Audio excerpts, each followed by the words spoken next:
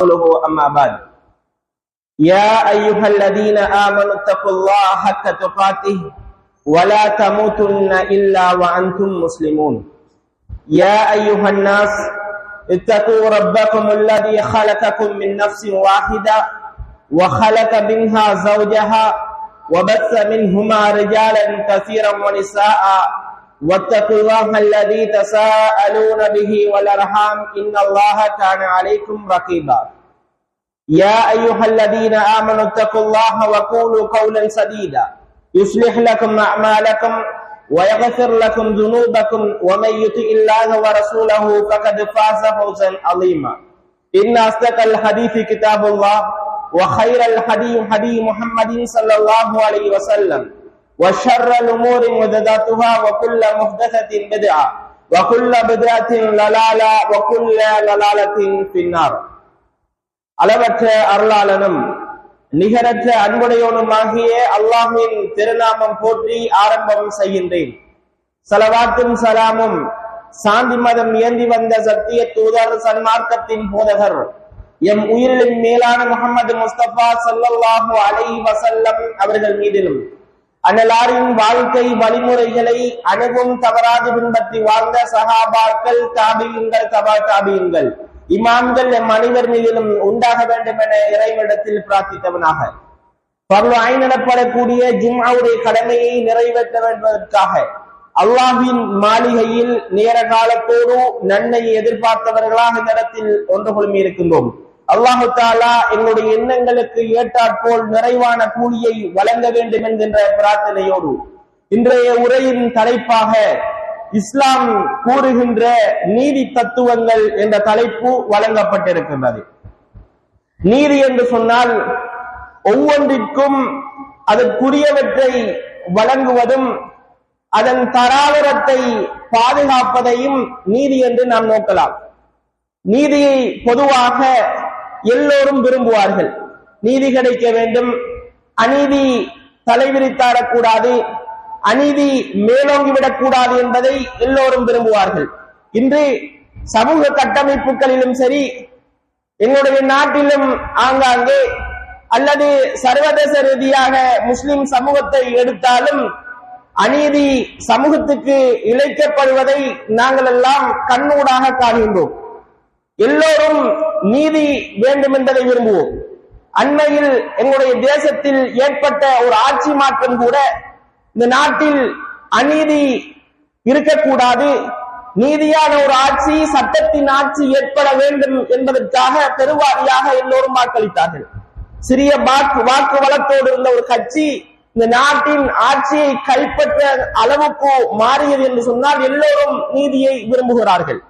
அதே போன்றுதான் ஒரு சமூகத்துக்குரிய நீதி, ஒரு சமூகத்துக்குரிய உரிமை மறுக்கப்படுகின்ற பொழுது பல்வேறுபட்ட பிரச்சனைகள் அந்த சமூகத்துக்கு மத்தியில் பல பின்னடைவுகள் ஒரு நாடாக இருக்குமாக இருந்தால் அந்த தேசம் பொருளாதார ரீதியாக பாரிய பின்னடைவை அடையக்கூடியதை இலங்கை தேசத்தின் கடந்த கால பல சம்பவங்களூடாக நாங்கள் கண்டிருக்கிறோம்.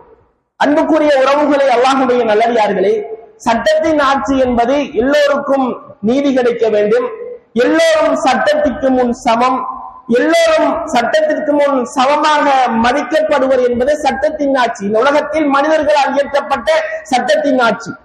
இது ஒரு புறம் இருக்க, இன்னும் ஒரு நீதி இருக்கிறது, இன்னும் ஒரு சட்டம், நீதி, நியாயம் என்பது இருக்கிறது. அந்த சட்டம், அந்த நீதி, அந்த நியாயம் என்பது எல்லோருக்கும் பொருத்தமானதாக, எல்லா மக்களும் சரிசமனாக மதிக்கக்கூடிய வகையில் நீதி இருக்கிறது. அதுதான் இஸ்லாம் கூறுகின்ற நீதி. அன்பான உறவுகளை, அல்லாஹ்வுடைய நல்லடியார்களே, இஸ்லாமிய மார்க்கம் ஒரு பூர்ணப்படுத்தப்பட்ட மார்க்கம்.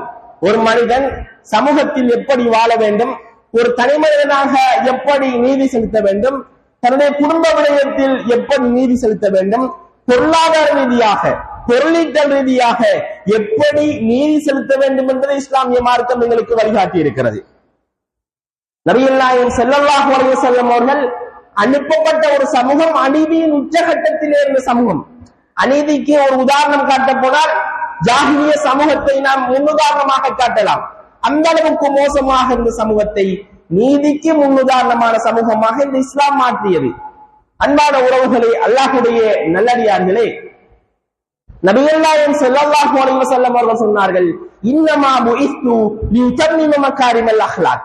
உங்களுக்கு மத்தியில் நல்ல பண்பாடுகளை, நல்ல குணங்களை ஏற்படுத்துவதற்காகவே நான் அனுப்பப்பட்டிருக்கிறேன் என்று நபிகள் நாயகம் ஸல்லல்லாஹு அலைஹி வஸல்லம் அவர்கள் சொன்னார்கள்.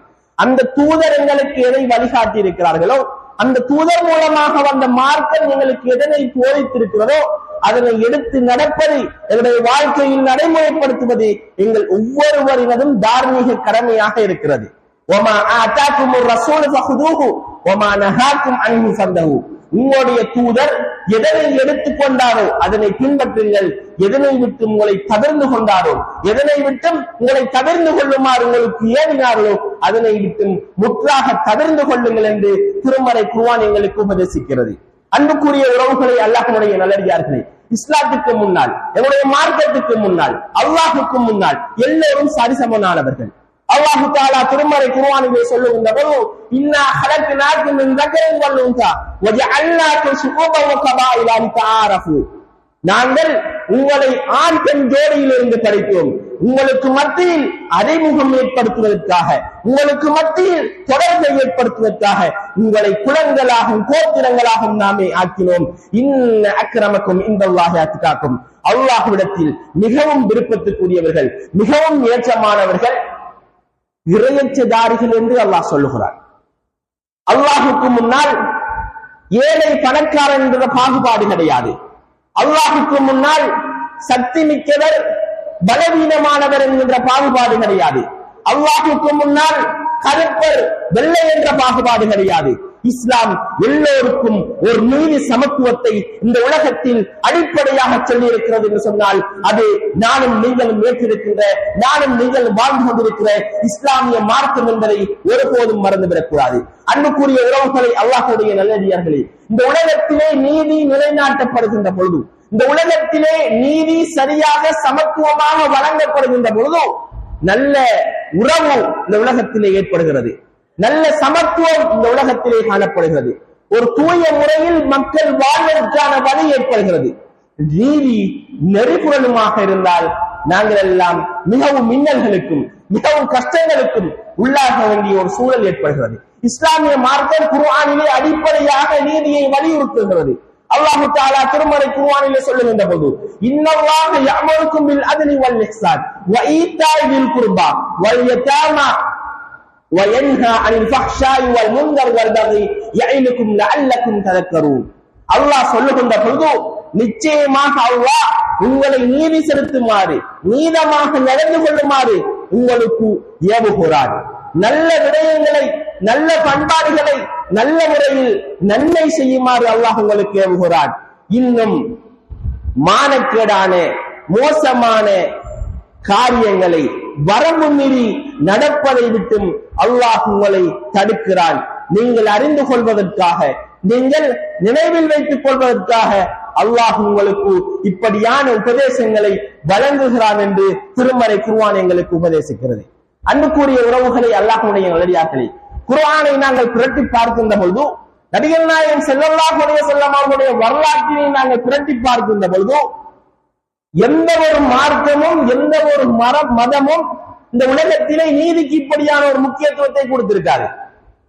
இஸ்லாமிய மார்க்கம் எந்த அளவுக்கு என்று சொன்னால், ஐரோப்பாவின் வரலாற்றினை எல்லாம் நாங்கள் பார்க்கின்ற பொழுது அந்த நாட்டில் காணப்பட்ட ஆட்சியாளர்களை துரத்தி அந்த மக்கள் முஸ்லிம்களிடத்திலே ஆட்சியை கொடுத்தார்கள்.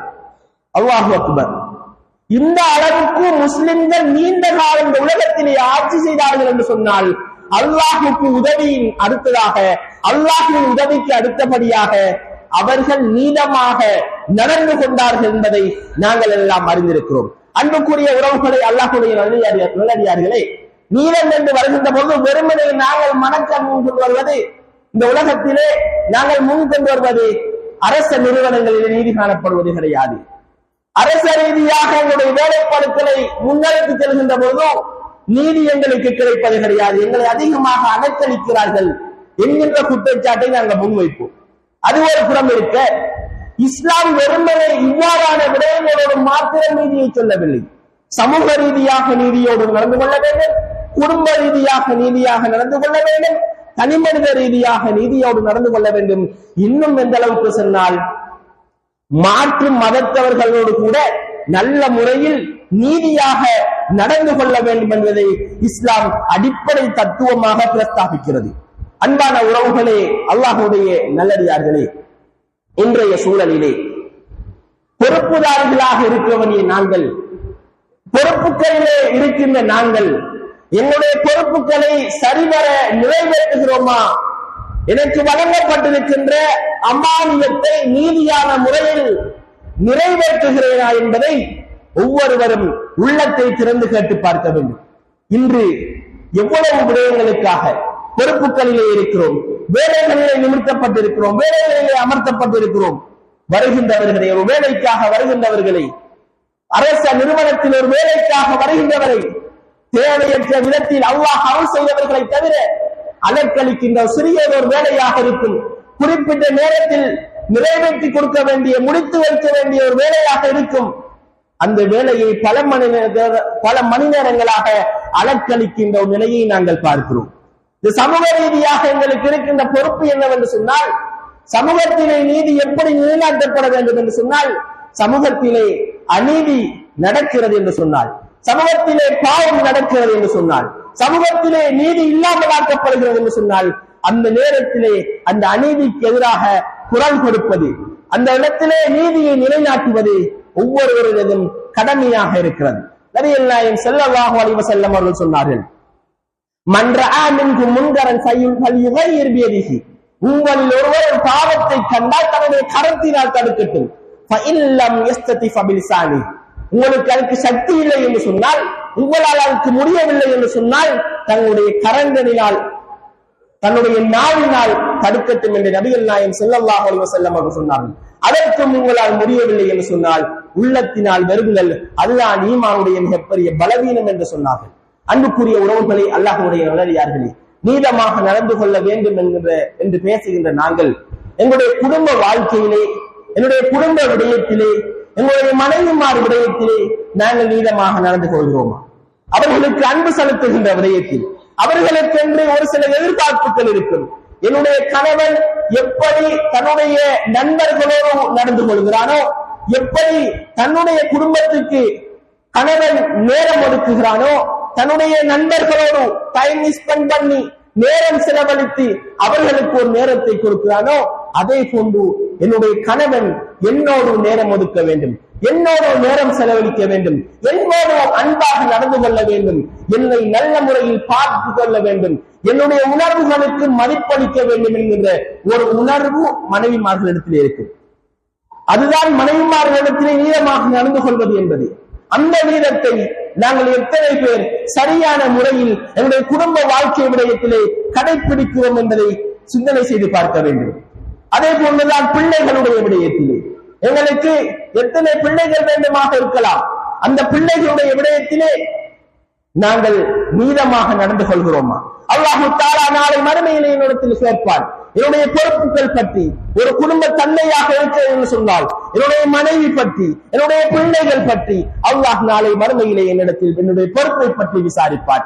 ஒரு ஆசிரியனாக நான் இருக்கிறேன் என்று சொன்னால் என்னுடைய மாணவர்கள் பற்றி, என்னுடைய பொறுப்புகள் பற்றி நாளை மறுமையில் அல்லாஹ் என்னிடத்திலே விசாரிப்பார். ஒரு வைத்தியராக நான் இருக்கிறேன் என்று சொன்னால் நான் அந்த தொழிலை சரியான முறையில், நீதியான முறையில் மேற்கொண்டேனா என்பதை அல்லாஹு தஆலா நாளை எங்களுடைய மறுமையிலே எங்களிடத்திலே விசாரிப்பான். குல்லுக்கும் ராயின் வ குல்லுக்கும் மஸ்ஊலுன் அன் ரஅயத்தி, ஒவ்வொருவரும் பொறுப்புதாரிகள், அந்த பொறுப்புகள் பற்றி நாளை மறுமையிலே விசாரிக்கப்படுவார்கள் என்று நபிகள் நாயகம் ஸல்லல்லாஹு அலைஹி வஸல்லம் அவர்கள் சொன்னார்கள்.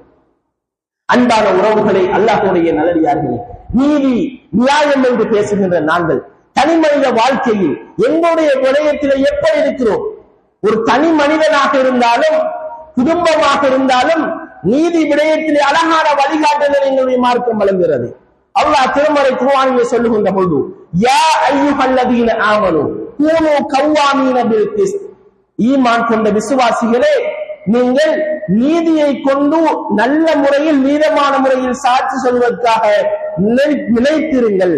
அந்த சாட்சி என்பது, நீதமான முறையில் நீங்கள் சாட்சி சொல்வது என்பது உங்களுக்கு எதிரானதாக இருந்தாலும் சரி, உங்களுடைய பெற்றோருக்கு எதிரானதாக இருந்தாலும் சரி, உங்களுடைய குடும்பத்துக்கு எதிரானதாக இருந்தாலும் சரி, நீங்கள் அல்லாஹுக்கு பயந்து நீதமான முறையில் சாட்சி சொல்லுங்கள். நீங்கள் சாட்சி சொல்கின்ற பொழுது ஏழை பணக்காரன் என்ற பாகுபாடுகள் இல்லாமல் உண்மையான முறையில் நேர்மையான முறையில் சாட்சி சொல்லுங்கள். அல்லாஹ் யாவற்றையும் அறிந்தவனாக இருக்கிறார் என்று என்னுடைய மார்க்கம் எங்களுக்கு சொல்கிறது. எனக்கு எதிரான ஒரு விடயமாக இருந்தாலும், என்னுடைய குடும்பத்துக்கு எதிரான ஒரு விடயமாக இருந்தாலும், என்னுடைய பிள்ளைகளுக்கு மனைவி மக்களுக்கு எதிரான விடயமாக இருந்தாலும், அதில் உண்மை இருக்குமாக இருந்தால் அந்த உண்மை விடயத்தில் நாங்கள் நேர்மை கடைபிடிக்க வேண்டும் என்பதை எங்களுடைய மார்க்கம் எங்களுக்கு அழகாக சொல்லுகிறது. மாற்று மதத்தவர்களாக இருந்தாலும் அவர்களுடைய விடயத்தில் நல்ல முறையில் நீளமாக நடந்து கொள்ளுமாறு எங்களுடைய மார்க்கம் சொல்லுகிறது. இஸ்லாம் நீதியால் வளர்ந்த மார்க்கம். அழகான ஒரு சம்பவம் படிப்பினைக்காக சொல்லுகிறேன், கேளுங்கள். அன்புக்குரிய உறவுகளை, அல்லாஹ்வுடைய நல்லடியார்களே, நபிகள் நாயகம் ஸல்லல்லாஹு அலைஹி வஸல்லம் அவர்கள் 23 வருடகால வெற்றி, 23 வருட காலத்தின் மக்கமா நகரம் ஹிஜ்ரி 8ஆம் ஆண்டு வெற்றி கொள்ளப்படுகிறது. அந்த வெற்றி கொள்ளப்பட்டதன் பின் நபிகள் நாயகம் ஸல்லல்லாஹு அலைஹி வஸல்லம் அவர்கள் கஅபாவுக்குள்ளே வருகிறார்கள். அந்த நேரத்தில் கஅபா பூட்டப்பட்டிருக்கிறது. நபிகள் நாயகம் ஸல்லல்லாஹு அலைஹி வஸல்லம் அவர்கள் கேட்கிறார்கள், கஅபாவின் சாவி யாரிடத்தில் இருக்கிறது? சொல்லப்படுகிறது உஸ்மான் பின் தல்ஹா. அந்நேரம் அவர் இஸ்லாத்தை ஏற்றிருக்கவில்லை, அவரிடம் இருக்கிறது. அலி இப்னு அபி தாலிப் ரலியல்லாஹு அன்ஹு அவர்கள் உஸ்மான் பின் தல்ஹா ரலியல்லாஹு அன்ஹு அவர்கள் பின்னர் அவர் இஸ்லாத்தை ஏற்றுக்கொள்கிறார். சென்று கஅபாவின் சாவியை கேட்கிறார்கள். அந்த நேரத்தில் உஸ்மான் பின் தல்ஹா சொல்லுகிறார், நான் தான் முஹம்மது ஸல்லல்லாஹு அலைஹி வஸல்லம் அவர்களை நபியாக ஏற்றுக்கொள்ளவில்லையே, இந்த இஸ்லாத்தை என்னுடைய மார்க்கமாக நான் ஏற்றுக்கொள்ளவில்லையே, பின்னர் எதற்காக நான் இந்த சாவியை வழங்க வேண்டும் என்று அலி ரலியல்லாஹு அன்ஹுவிடம் உஸ்மான் பின் தல்ஹா அவர்கள் சொல்லுகிறார்கள். அலி ரலியல்லாஹு அன்ஹு அவர்கள் அந்த சாவியை பிடித்து எடுத்து வருகிறார்கள். நபிகள் நாயகம் ஸல்லல்லாஹு அலைஹி வஸல்லம் அவர்களிடத்தில் அந்த சாவி வழங்கப்படுகிறது. கஅபாவின் திறப்பு வழங்கப்படுகிறது. நபிகள் நாயகம் ஸல்லல்லாஹு அலைஹி வஸல்லம் அவர்கள் கஅபாவை திறந்து அங்கிருக்கின்ற சிலைகளை அப்புறப்படுத்துகிறார்கள். கஅபாவை தூய்மைப்படுத்துகிறார்கள். கஅபா சுத்தப்படுத்தப்படுகிறது. நபிகள் நாயகம் ஸல்லல்லாஹு அலைஹி வஸல்லம் அவர்கள் கஅபாவை தூய்மைப்படுத்திவிட்டு அந்த சிலைகளை அகற்றிவிட்டு 2 ரக்காத் தொழுகை நடத்துகிறார்கள். தொழுதுவிட்டு வெளியே வருகிறார்கள். அந்த நேரத்தில் நபிகள் நாயகம் ஸல்லல்லாஹு அலைஹி வஸல்லம் அவர்களிடத்தில் அப்பாஸ் இப்னு அப்துல் முத்தலிப் ரலியல்லாஹு அன்ஹு அவர்கள் அல்லாஹ்வின் தூதரிடத்தில் கேட்கிறார்கள், அல்லாஹ்வின் தூதரே, எங்களுடைய குடும்பத்துக்கு, தங்களுடைய குடும்பத்துக்கு ஹாஜிகளுக்கு தண்ணீர் புகட்டுகின்ற ஒரு அந்தஸ்து எங்களுடைய குடும்பத்துக்கு இருக்கிறது. அந்த மகிமை, அந்த சிறப்பு தங்களுடைய குடும்பத்துக்கு இருக்கிறது. அதே போன்று இந்த கஅபாவின் சாவியை எங்களுக்கு தந்து விடுங்கள். இந்த கஅபாவின் சாவியை வைத்திருக்கின்ற அந்த பொறுப்பையும் எங்களுடைய குடும்பத்துக்கு வழங்கி விடுங்கள் என்று நபிகள் நாயகம் ஸல்லல்லாஹு அலைஹி வஸல்லம் அவர்களிடத்திலே அப்பாஸ் ரலியல்லாஹு அன்ஹு அவர்கள் கேட்கிறார்கள். அந்த நேரத்தில் அல்லாஹ் தஆலா திருமறை குர்ஆனில் ஒரு வசனத்தை அருளுகிறார். இன்னல்லாஹ யஅமுருக்கும் அன் துஅத்துல் அமானாத்தி இலா அஹ்லிஹா. அல்லாஹ் உங்களுக்கு யாரிடத்தில் அமானித பொறுப்புகள் இருக்கிறதோ, அமானித பொறுப்புகள் யாரிடத்திலே வழங்கப்பட்டிருக்கிறதோ அவற்றை உரியவர்களிடம் அந்த பொறுப்புகளை வழங்கிவிடுங்கள் என்ற குர்ஆனிய வசனத்தை அல்லாஹ் அருளுகிறான்.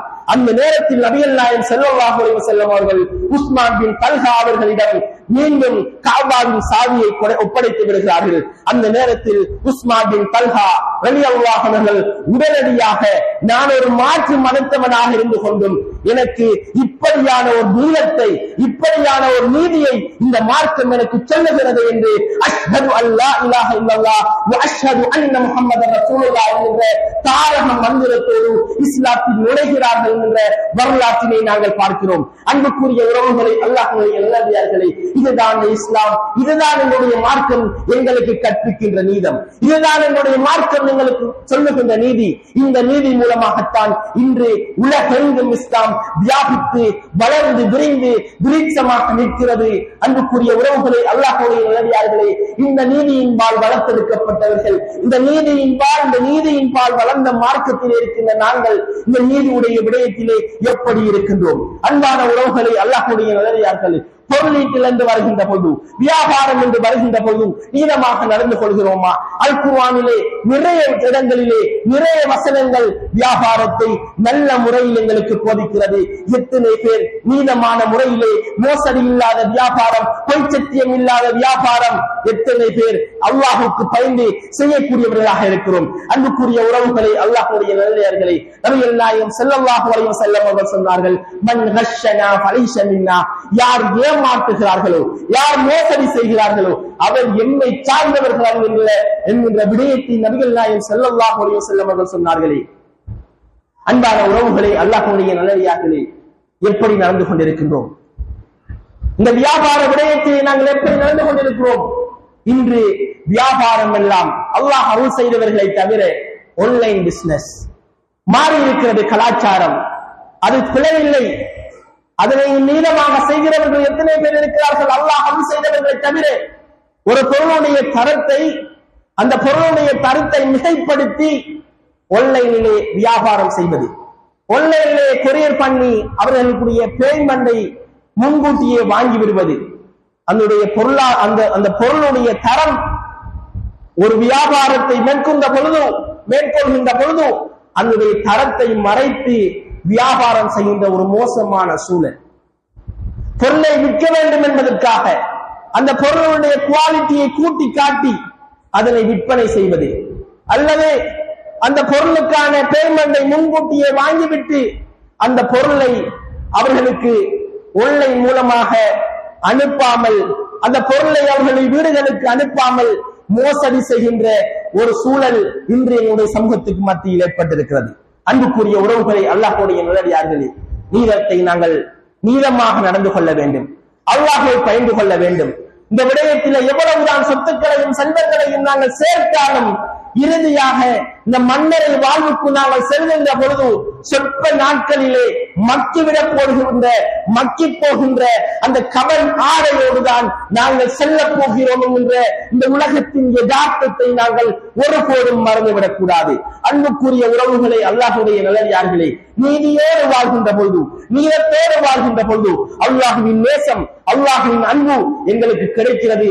அந்த நேசத்தை பெறக்கூடியவர்களாக நானும் நீங்களும் மாறுவதற்கு முயற்சி செய்ய வேண்டும். அன்புக்குரிய உறவுகளே, எங்களுடைய எல்லா வாழ்க்கையிலும், தனி மனித வாழ்க்கை, சமூக வாழ்க்கை, குடும்ப வாழ்க்கை, பொருளாதார வாழ்க்கை என்று எல்லா வாழ்க்கையிலும் நீதத்தை நாங்கள் கடைபிடிப்போமாக இருந்தால் எங்களுடைய வாழ்க்கையிலே அல்லாஹ்வின் அன்பு, அல்லாஹ்வின் அருள், எங்களுடைய பொருளாதாரத்திலே பரக்கத், எங்களுடைய பொருளாதாரத்திலே அபிவிருத்தி ஏற்படும் என்பதை நாங்கள் மறந்துவிடக் கூடாது. அன்புக்குரிய உறவுகளை, அல்லாஹ்வுடைய நல்லடியார்களே, இந்த நீதம் தலைவிரித்தாடுகின்ற இந்த நீதிக்கு எதிராக அநீதி நடக்கின்ற பொழுது ஒவ்வொரு ஒரு முஸ்லிமான சகோதரனாக அதற்கு எதிராக குரல் கொடுக்க வேண்டிய கடமையும் கடப்பாடும் எங்களுக்கு இருக்கிறது என்பதை ஒருபோதும் மறந்துவிடக் கூடாது. அல்லாஹு தஆலா நீதமாக வாழ்ந்து நீதமான முறையில் மரணிக்கக்கூடிய வாய்ப்பை அல்லாஹு தஆலா எங்களுக்கு வழங்குவானாக. ஆமீன், ஆமீன் யா ரப்பல் ஆலமீன்.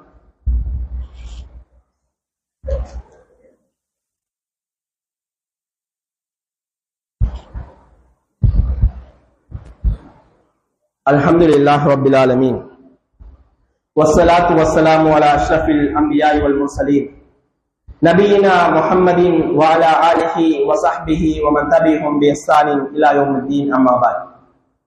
அன்புக்குரிய உறவுகளே, அல்லாஹ்வுடைய நல்லடியார்களே, நீதி பற்றி இஸ்லாம் பேசுகிறது. நீதி பற்றி ஏராளமான இடங்களிலே எங்களுடைய மார்க்கம் எங்களுக்கு அழகான முறையில் உபதேசிப்பதை நாங்கள் பார்க்கின்றோம். எந்த அளவுக்கு என்று சொன்னால், அடுத்த ஒரு மாற்று மத சகோதரன் மாற்று மதம் பாதிக்கப்படுகிறது என்று சொன்னாலும் அதற்கு நாங்கள் நல்ல முறையில் நீதம் செலுத்த வேண்டும் என்பதை எங்களுடைய மார்க்கம் சொல்லுகிறது. அல்லாஹு தஆலா திருமறை குர்ஆனிலே சொல்லுகின்ற பொழுது, யா அய்யுஹல்லதீன ஆமனூ கூனூ கவ்வாமீன லில்லாஹி ஷுஹதாஇ பில் கிஸ்த், நீங்கள் நீதம் செலுத்தும் பொருட்டு, அல்லாஹுக்காக சாட்சி செல்லும் பொருட்டு உண்மையின் பக்கம் நிலைத்திருங்கள்.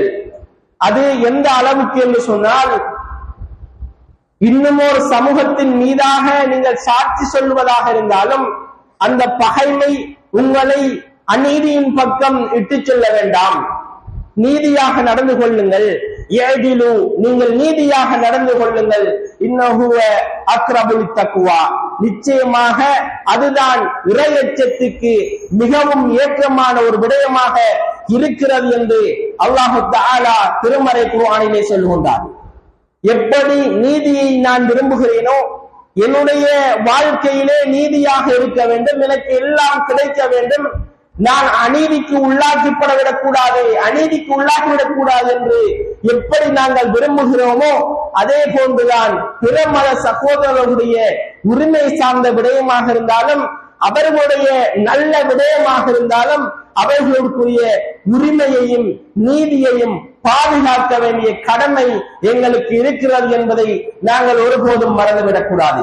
அன்புக்குரிய உறவுகளே, இந்த உலகத்திலே நீதிக்கு ஒரு முன்னுதாரணமான ஆட்சியை நாங்கள் சொல்லுவோமாக இருந்தால், இந்த நீதிக்கு ஒரு உதாரணம், ஒரு வரைவிலக்கணம் சொல்லுவோமாக இருந்தால், நாங்கள் உட்பட மாற்று மத சகோதரர்கள் கூட சொல்லுகின்ற ஒரு ஆட்சி உமர் இப்னு கத்தாப் ரலியல்லாஹு அன்ஹுடைய ஆட்சி. மாற்று மத சகோதரர்கள் கூட இந்த ஆட்சியை நல்ல முறையில் சிலாகித்து இந்த உலகத்திலே மீண்டும் ஒரு ஆட்சி வருமாக இருந்தால் உமருடைய ஆட்சி வர வேண்டும் என்று சொல்கின்ற அளவுக்கு சிறப்பு மிக்க ஒரு நீதியான ஆட்சி. உமர் ரலியல்லாஹு அன்ஹு எந்த அளவுக்கு என்று சொன்னால், தன்னுடைய அவையிலே மக்களுக்கு நீதமான முறையில் மக்களுடைய விடயத்திலே நடந்து கொள்ள வேண்டும் என்பதற்காக மூத்த சஹாபாக்களை ஆலோசகர்களாக, மக்களோடு நீதமாக நடந்து கொள்ள வேண்டும் என்பதற்காக மூத்த சஹாபாக்களை ஆலோசகர்களாக வைத்திருந்தார்கள் என்ற வரலாற்றை பார்க்கிறோம். இன்னும் எந்த அளவுக்கு என்று சொன்னால், அந்த அரசாங்கத்துக்கு வரிகட்டி வாழ்ந்தவர்கள் முதுமை பருவத்தை அடைந்த பொழுது அவர்களுக்கான கொடுப்பனவினை அறிமுகப்படுத்தியவர்கள் உமர் இப்னு கத்தாப் ரலியல்லாஹு அன்ஹு சொல்லுகிறார்கள், நீங்கள் சக்தி இருக்கின்ற பொழுது எங்களுக்கு உழைத்து கொடுத்தீர்கள், அரசுக்கு கொடுத்தீர்கள், இப்பொழுது அரசு உங்களுக்கு கொடுக்கிறது என்று சொன்னார்கள். எங்களுக்கு எதிராக அநீதி நடக்கின்ற பொழுது அந்த நேரத்திலே நாங்கள் அல்லாஹ்விடத்தில் கரமேந்தி பிரார்த்திப்பதை எங்களுக்கு இஸ்லாமாக மாற்றி இருக்கிறது. நபிகள் நாயகம் ஸல்லல்லாஹு அலைஹி வஸல்லம் அவர்கள் சொன்னார்கள், இத்தகி தஅவத்தல் மக்லூம், நீ அநீதம் இழைக்கப்பட்டவருடைய பிரார்த்தனையை பயந்து கொள் என்று நபி அவர்கள் சொன்னார்கள். அநீதம் இழைக்கப்பட்டவர் அல்லாஹ்விடத்திலே கரமேந்தி இவரை உன்னிடத்தில் பொறுப்பு சாட்டி விடுகிறேன் என்று எவ்வளவு வேண்டுமானாலும் பிரார்த்திக்கலாம் என்கின்ற ஒரு சில சம்பவங்களின் ஊடாக நாங்கள் பார்க்கிறோம். உமர் ரலியல்லாஹு அன்ஹுடைய ஆட்சி காலம், அந்த ஆட்சி புகாரிலே பதிவு செய்யப்பட்டிருக்கிற ஒரு சம்பவம். உமர் ரலியல்லாஹு அன்ஹுடைய ஆட்சி காலம், அந்த ஆட்சி காலத்திலே ஸஅத் இப்னு அபீ வக்காஸ் ரலியல்லாஹு அன்ஹு அவர்களை உமர் ரலியல்லாஹு அன்ஹு அவர்கள் கூபாவுக்கு கவர்னராக நியமித்திருந்தார்கள். கூபா வாசிகளுடைய சிலருடைய இயல்பு எப்படி என்று சொன்னால், எதை எடுத்தாலும் குறை சொல்லுவது, எதை எடுத்தாலும் கொஞ்சம் குறையாக பார்ப்பது. அந்த நேரத்திலே ஸஅத் இப்னு அபீ வக்காஸ் ரலியல்லாஹு அன்ஹு அவர்களை பற்றி உமர் ரலியல்லாஹு அன்ஹு அவர்களிடத்திலே வந்து முறைப்பாடு செய்கிறார்கள். ஸஅத் இப்னு அபீ வக்காஸ் ரலியல்லாஹு அன்ஹு அவர்கள் ஒரு நல்ல மனிதர், நல்ல ஆளுமை மிக்க ஒரு மனிதர். அந்த நபித்தோழரை உமர் ரலியல்லாஹு அன்ஹு அவர்களிடத்திலே வந்து முறைப்பாடு செய்கிறார்கள். உடனே உமர் ரலியல்லாஹு அன்ஹு அவர்கள் இதற்காக ஒரு ஆணைக்குழுவை நியமிக்கிறார்கள். இது உண்மையா, இது சம்பந்தமாக ஆராய்வதற்காக ஒரு ஆணைக்குழுவை உமர் ரலியல்லாஹு அன்ஹு நியமிக்கிறார்கள். அந்த ஆணைக்குழு மக்களிடத்திலே ஸஅத் இப்னு அபீ வக்காஸ் ரலியல்லாஹு அன்ஹு அழைத்துக் கொண்டு மக்களிடத்திலே சென்று விசாரிக்கிறது. ஒவ்வொரு பள்ளியாக செல்லுகிறார்கள். மக்களுடைய பெரும்பாலானவரின் கருத்து ஸஅத் இப்னு அபீ வக்காஸ் ரலியல்லாஹு அன்ஹு பற்றி நல்ல அபிப்பிராயம், நல்ல விதமாக சொல்லுகிறார்கள்.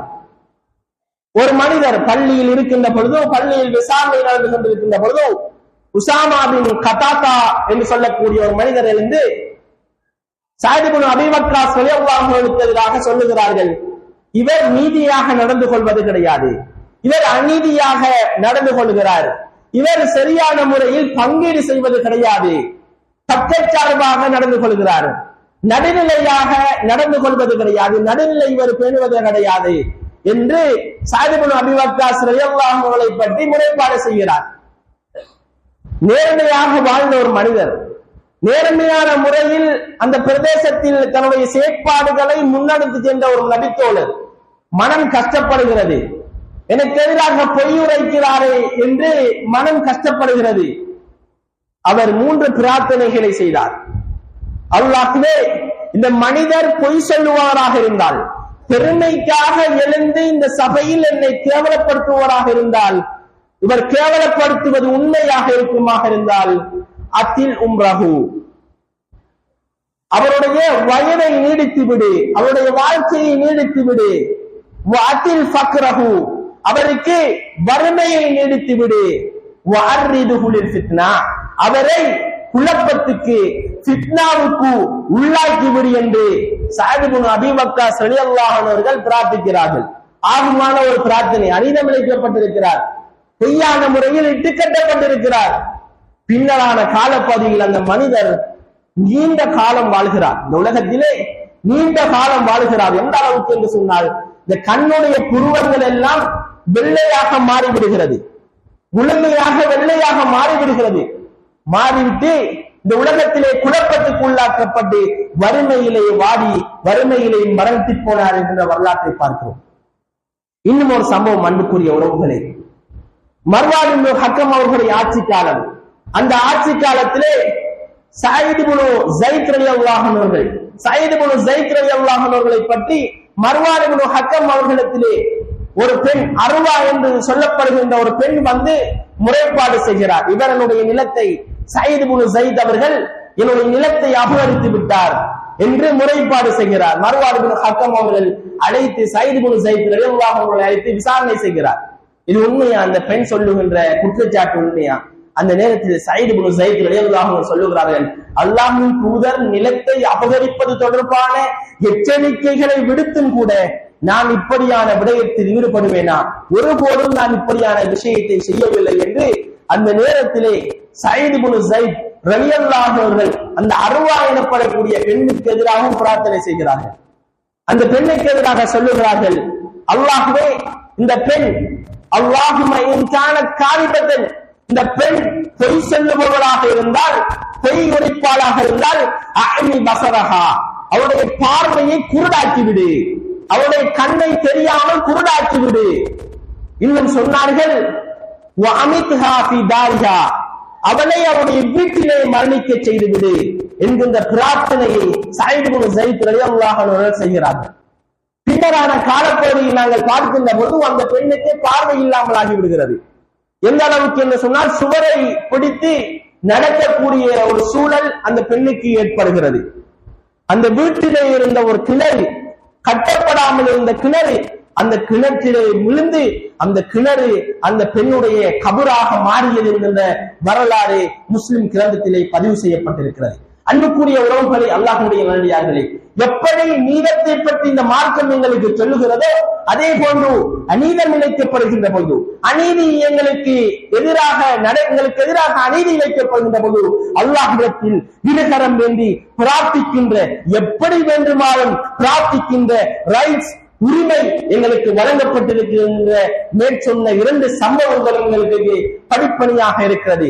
அன்புக்குரிய உறவுகளை, அல்லாஹ்வுடைய நல்லடியார்களே, நீதமான மார்க்கம், நீதத்தை பற்றி அதிகமாக பேசுகின்ற மார்க்கம். நாளை மறுமையில் நீதவாதிகள், நீதமான முறையில் நடந்து கொண்டவர்கள், நீதமான முறையில் ஆட்சி செய்தவர்கள், நீதமான முறையில் தங்களுடைய பொறுப்புகளை சரிவர செய்தவர்கள், அரசுடைய நிழலை, அல்லாஹ்வுடைய ரப்பினுடைய நிழலை இல்லாத அந்த மஹ்ஷருடைய பெருவழியிலே அரசுடைய நிழல் கிடைக்கின்ற ஒரு கூட்டமாக நீதமான ஆட்சியாளர்களை, நீதமான பொறுப்புதாரிகளை சொல்லி இருக்கின்ற மார்க்கத்துக்கு சொந்தக்காரர்களாக இருக்கிற நாங்கள் எங்களுடைய எல்லா விடயங்களிலும், எங்களுடைய எல்லா செயற்பாடுகளிலும் நீதத்தை கடைபிடிக்க வேண்டும். என்னால் அடுத்த சகோதரன் அநீதத்துக்குள்ளாக்கி விடக்கூடாது.